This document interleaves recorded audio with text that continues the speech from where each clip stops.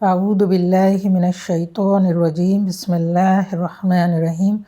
وما انزلنا علی قومہ من بعدہ من جند من السماء وما كنا منزلین۔ اس کے بعد اس کی قوم پر ہم نے آسمان سے کوئی لشکر نہیں اتارا، ہمیں لشکر بھیجنے کی کوئی حاجت نہ تھی، بس ایک دھماکہ ہوا اور یکایک وہ سب بپھر کر رہ گئے۔ رب اشرح لی صدری ویسر لی امری واحلل عقدۃ من لسانی یفقہوا قولی ربی زدنی علما۔ انشاءاللہ السلام علیکم ورحمۃ اللہ وبرکاتہ۔ انشاءاللہ آج ہم جز 23 سپارہ نمبر 23 کا اوورویو کریں گے۔ اس میں سورۃ الیاسین کا بقیہ حصہ، سورہ صافات، سورہ صاد اور سورۃ زمر کا تذکرہ ہوگا۔ یہ سورت جو ہے، یہ صورتیں ساری توحید کے گروپ کو بلانگ کرتی ہے، اور انشاءاللہ آج ہم ان صورتوں میں دیکھیں گے کہ جو لوگ توحید کو ماننے والے لوگ ہیں ان کے اندر کیا کیریکٹرسٹکس پیدا ہوتے ہیں، ان کی کون سے وہ صفات ہے جس کو یہاں پہ ہائی لائٹ کیا گیا۔ تو سب سے پہلے بات ہو رہی تھی اس شہر کی جہاں پہ اللہ تعالیٰ نے نبی بھیجے، دو نبی بھیجے، اور پھر اس کے بعد اور ایک تیسرا بھیجا، لیکن لوگ تھے کہ وہ ماننے کو تیار نہیں تھے۔ اس کے بعد اللہ تعالیٰ نے یہ کہا کہ دور دراز سے جو ہے ایک شخص آیا اور اس نے ان لوگوں سے کہا کہ رسولوں کو نہ ٹھکراؤ یا جھٹلاؤ، اور ان کو اپوز نہیں کرو جو لوگ آپ کی خیر خواہی کے لیے آ رہے ہیں۔ لیکن یہ ہوا کہ اس کے بعد ایک بہت بڑا جھگڑا ہو گیا، اور اس قوم کے لوگوں نے اس شخص کو جو کہ ان کو صحیح راستہ بتانے آیا تھا اس کا قتل کر دیا۔ اور اس کے بعد اللہ تعالیٰ امیجیٹلی ایک دوسرا سیناریو پیش کرتے ہیں، اور اس میں یہ ہے کہ یہ جو شخص جو وہ اسلام کی دعوت لے کر کے آیا تھا، امیجیٹلی اللہ تعالیٰ اس کو جنت میں ڈال دیتے ہیں، اور وہ جب جنت میں جاتا ہے تو اس کا جو ایکسکلیمیشن ہوتا ہے، اس کی جو آرزو ہوتی ہے وہ یہ ہوتی ہے کہ اے کاش کہ میری قوم بھی میرے ساتھ یہاں پہ آتی۔ اب اس قصے کو جب ہم دیکھتے ہیں تو اس میں بہت کچھ سیکھنے کے لیے کہ جو لوگ دین کی دعوت کا کام کرتے ہیں ان کے اندر بہت ایک دردمندانہ فکر ہوتی ہے، ان کے اندر ایک خیر خواہی ہوتی ہے کہ وہ کمیونٹی کے لوگوں کو سیدھے راستے کی طرف، ایک اچھے ڈیسٹینیشن کی طرف لے جائیں۔ تو ہم یہی دیکھتے کہ یہ جو رجل المؤمن تھا یہاں پہ سورۃ الیاسین کا، اس کے اندر بھی یہی فکر تھی، اس کے اندر نیگیٹو فیلنگز نہیں تھی، اس کے اندر ریونج نہیں تھا کہ اچھا ہو گیا اب یہ لوگ جو ہے یہ جہنم میں چلے جائیں گے۔ اس کے اندر اس وقت بھی وہ فکر تھی، اور یہ چیز ہمیں یاد رکھنی چاہیے کہ جو توحید کی دعوت کی طرف بلانے والے لوگ ہوتے ہیں وہ ریونج فل نہیں ہوتے ہیں، بلکہ وہ خیر خواہ ہوتے ہیں۔ اس کے بعد جو ہے اللہ تعالیٰ نے پے در پہ جو ہے توحید کی بہت ساری نشانیاں یہاں پہ بتائی، جو پھر سے ہم یہ دیکھتے ہیں کہ ایک سائنٹیفک قسم کی نشانیاں ہیں۔ سب سے پہلے اللہ تعالیٰ یہ بتاتے ہیں کہ جو مردہ زمین تھی، کیا تم اس کو نہیں دیکھتے کہ جب اس پہ بارش گرتی ہے تو وہ کس طرح سے لہلہا اٹھتی ہے، وہ زندہ ہو جاتی ہے۔ اس سے پہلے ایسے لگتا ہے کہ جیسے زمین بنجر تھی، لیکن اس میں سے ہرے بھرے باغات، اس میں سے فروٹس، پھر اللہ تعالیٰ یہ بتاتے کہ نہریں آتی ہے۔ تو اللہ تعالیٰ یہاں پہ یہ کہتا ہے کہ کیا تم اس کو نہیں کھاتے؟ اس کو بنانے والا کون ہے؟ تم اس میں سے کھاتے پیتے ہو، تو کیا تم اللہ کے شکر گزار نہیں بنو گے؟ تو یہاں پہ سب سے پہلے اور ایک بات جو توحید کے تعلق سے آتی ہے کہ جو توحید کے ماننے والے لوگ ہوتے ہیں وہ ہر وقت اللہ کے شکر گزاری میں اپنے دن گزارتے، وہ شکر گزاری والا ایٹیٹیوڈ ہوتا ہے ان کا، اور یہ کمپلیننگ نیچر کے نہیں ہوتے ہیں۔ اس کے بعد اللہ تعالیٰ نے یہ بتایا کہ جتنی بھی اللہ تعالیٰ کی مخلوق ہے، جو کائنات میں جو کریشنز ہے، اللہ تعالیٰ نے ان سب کو جوڑوں کی شکل میں پیدا کیا۔ اب ہو سکتا ہے کہ پرانے زمانوں میں جب ابھی اتنا سائنس اور ٹیکنالوجی نہیں آئی تھی تو اس وقت لوگوں کے لیے یہ ازیوم کرنا مشکل تھا ہوگا، لیکن آج ہم دیکھتے ہیں کہ ایون کیمیکل بانڈز میں اور فزکس میں بھی ہم دیکھتے ہیں کہ جیسے جو ایٹمز ہے یا الیکٹریسٹی ہے، اس میں بھی جو ہے پیئرز ہیں۔ جیسے ہم دیکھتے ہیں کہ ایٹمز میں پازیٹرونز اور اینٹی پازیٹرونز ہوتے ہیں، ہم دیکھتے ہیں کہ الیکٹریسٹی میں بھی پازیٹیو چارج ہے، نیگیٹو چارج ہے۔ اللہ نے دنیا کا جوڑا آخرت کو بنایا، زمین کا جوڑا آسمان کو بنایا، ہے نا، مرد کا جوڑا عورت سے بنایا، اور اسی طرح سے اللہ تعالیٰ نے ہر چیز کو جوڑوں کی شکل میں پیدا کیا، لیکن اس کی ذات جو ہے وہ واحد ہے، اللہ تعالیٰ کا کوئی جوڑا نہیں ہے۔ پھر اس کے بعد اللہ تعالیٰ نے یہ بتایا کہ اپنے آس پاس نشانیوں کو دیکھو کہ کس طرح سے اللہ تعالیٰ رات کو دن میں پروتا ہے، دن سے رات نکالتا ہے، اور سورج کیسے ایک اپنے آربٹ میں اپنے راستے پہ چلتا ہے، چاند کو دیکھو کہ وہ کس طرح سے بڑھتا گھٹتا ہے۔ یہ ساری نشانیاں اللہ کے توحید کو، یعنی یہ جتنی نشانیوں کو بنانے والا، یہ جو سائنس تھے، ان سب کو بنانے والا ایک واحد ذات ہی ہو سکتی ہے، کیونکہ اس میں بہت ربط ہے، اس میں کنٹینیوٹی بھی ہے، اور اس میں بہت آرڈرلی وے میں اللہ تعالیٰ نے اس کو بنایا ہے۔ اللہ تعالیٰ یہاں پہ کہتے ہیں کہ آپ اس سے سبق کیوں نہیں لیتے؟ پھر اللہ تعالیٰ یہاں پہ سورۃ یاسین میں ایک بات آتی ہے کہ جب اللہ تعالیٰ یہ کہتے ہیں کہ غریبوں کی مدد کرے، غریبوں کو کھانا کھلائیں، یا غریبوں کو جو ہے وہ ان کے جو بھی نیڈز ہے اس کو فلفل کریں، تو جو امیر لوگ تھے سوسائٹی کے، وہ یہ کہتے تھے کہ ہم کیوں کھلائیں، اللہ تعالیٰ تو غنی ہے، تو اللہ چاہتا تو اللہ تعالیٰ ان کو یہ ساری چیزیں دے دیتا۔ تو اللہ تعالیٰ نے ایک ایٹیٹیوڈ کو یہاں پہ پوائنٹ آؤٹ کیا ہے کہ جب اللہ کو نہیں ماننے والے، اللہ کی توحید میں، اللہ کی وحدانیت میں جو لوگ ایمان نہیں رکھتے، ان کا ایٹیٹیوڈ اس طرح کا ہوتا ہے۔ پھر اللہ تعالیٰ یہاں پہ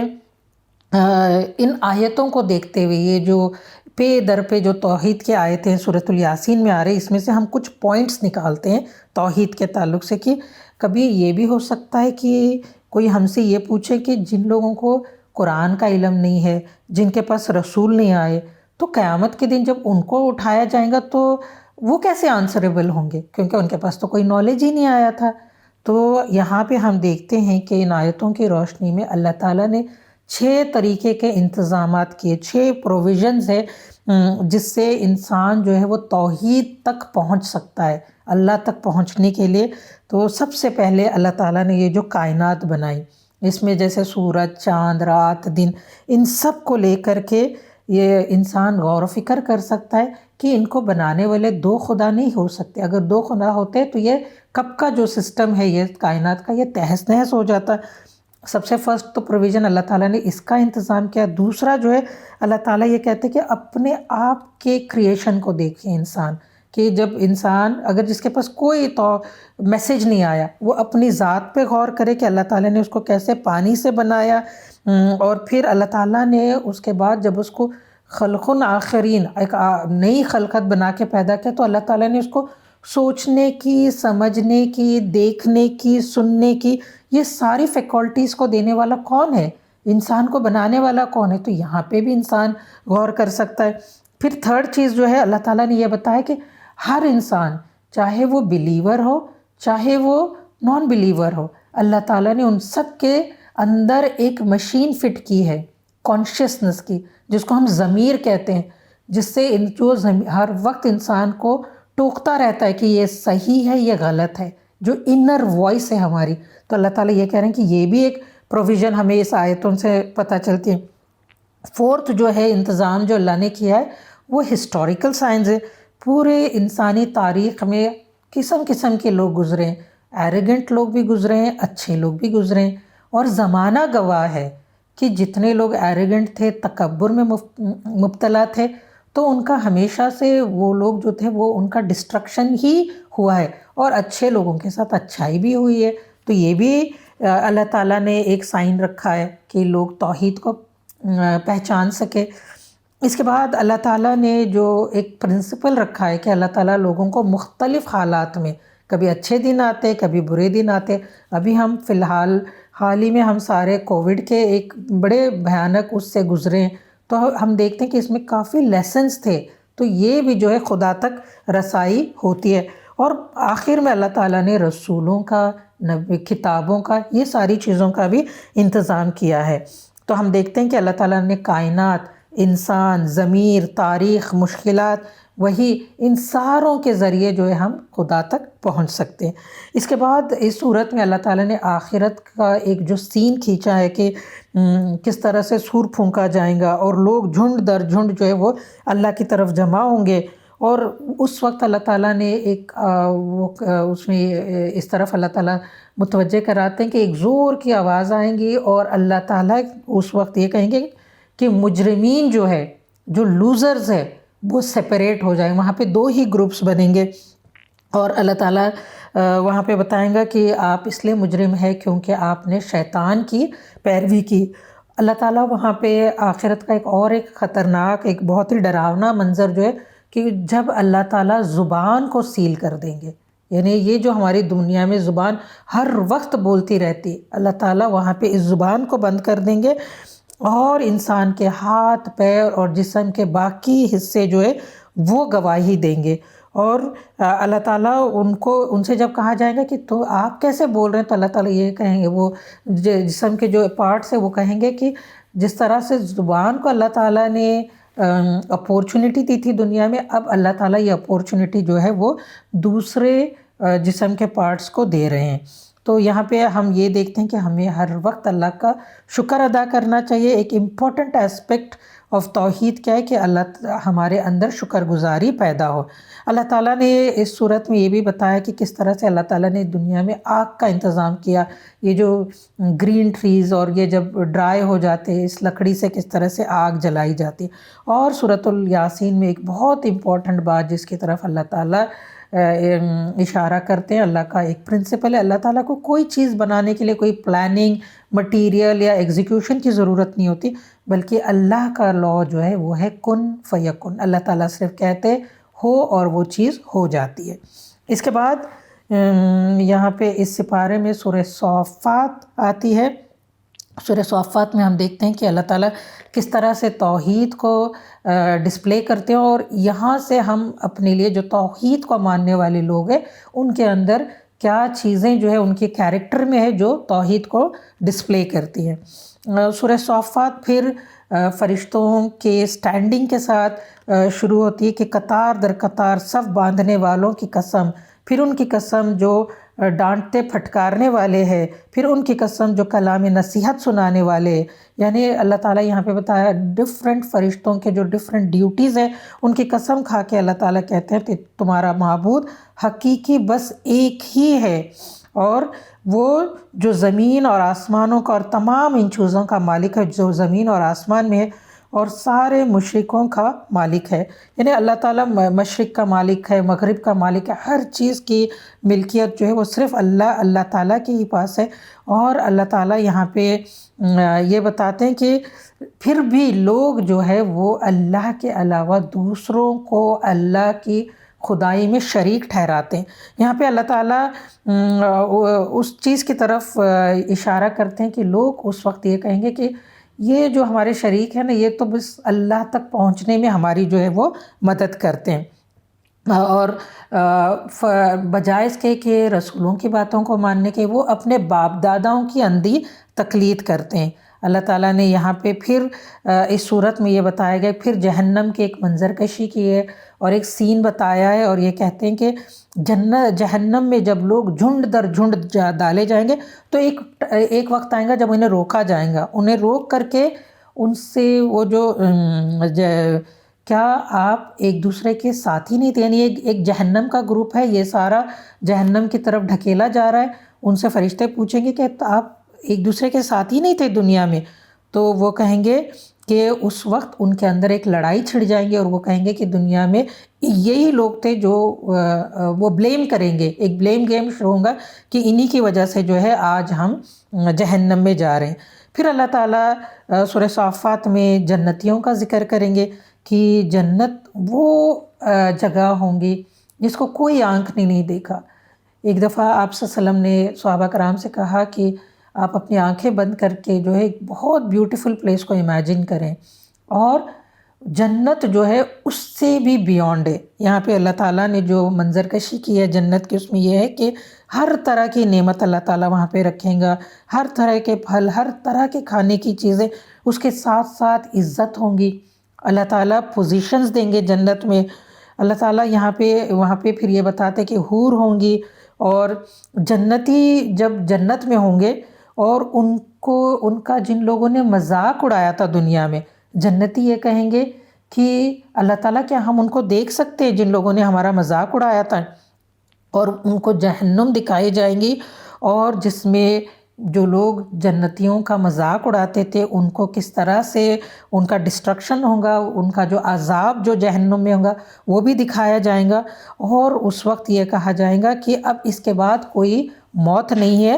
اور یہاں سے ایک ابدی زندگی جو ہے وہ شروع ہوں گی۔ اور جہنم کے جو زخم ہے، جو کانٹے دار درخت ہے، اس کے بارے میں بھی یہاں پہ ذکر آیا، کھولتے پانی کے بارے میں، اور جو جہنم کا سب سے سیویئر پنشمنٹ ہے اس کا بھی یہاں پہ ذکر آ رہا ہے۔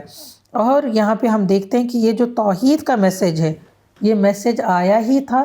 آخرت سے میں لوگوں کو آگاہ کرنے کے لیے، یہ جنت اور جہنم کے لیے اپنے آپ کو پریپیئر کرنا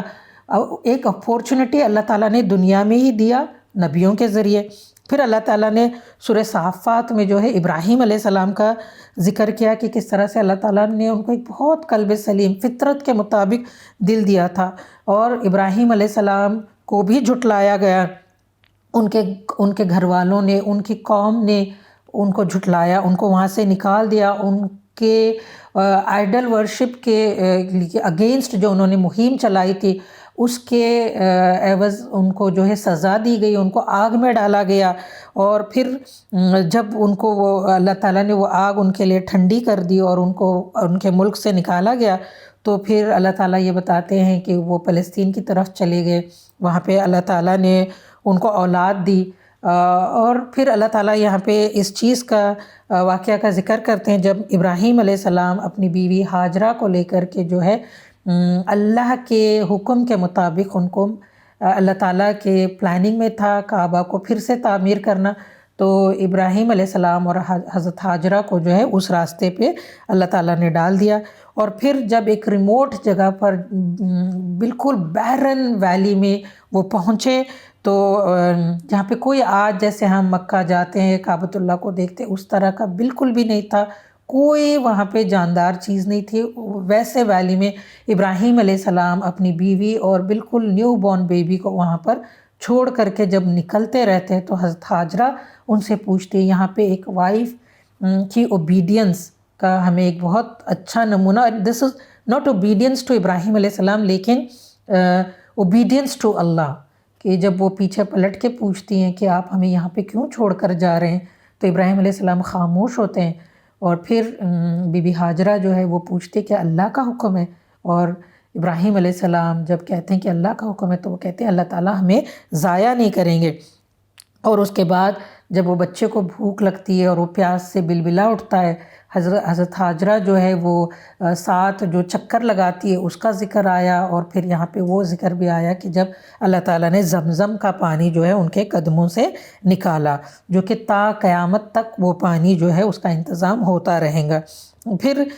اس کے بعد ابراہیم علیہ السلام نے اپنے بیٹے اسحاق علیہ السلام کو جو ہے وہ فلسطین میں بسایا، اسماعیل علیہ السلام کو مکہ میں بسایا، اور اپنے بھتیجے لوط کو جو ہے وہ جارڈن میں وہاں پہ بسایا۔ یہ 3 اس زمانے کے بہت ہی اہم ٹریڈ روٹس تھے، ان روٹس پہ جو ہے ابراہیم علیہ السلام نے دعوتی مشن پہ اپنے بچوں کو بٹھایا۔ اس کے بعد جب اسماعیل علیہ السلام تھوڑے بڑے ہو گئے، یعنی ایک ٹین ایج کی ایج کو پہنچے، اس وقت اللہ تعالیٰ نے ابراہیم علیہ السلام سے پھر ایک ٹیسٹ کا، ایک آخری ٹیسٹ کا مطالبہ کیا، اور وہ ٹیسٹ جو تھا وہ بہت ہی کٹھن ایک آزمائش تھی۔ اللہ تعالیٰ نے ابراہیم علیہ السلام نے ایک خواب دیکھا جس میں اللہ تعالیٰ نے مطالبہ کیا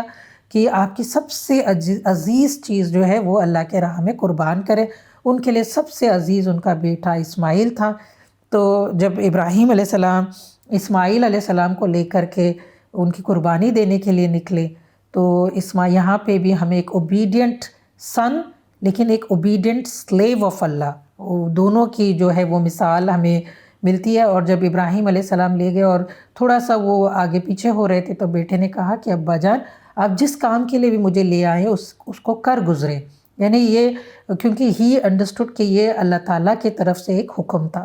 تو جب پھر ہم قرآن اس منظر کو بھی دکھاتا ہے کہ جب ابراہیم علیہ السلام اسماعیل علیہ السلام کو ذبح کرنے لگے تو کس طرح سے اللہ تعالیٰ نے اسماعیل علیہ السلام کو وہاں سے ہٹا دیا،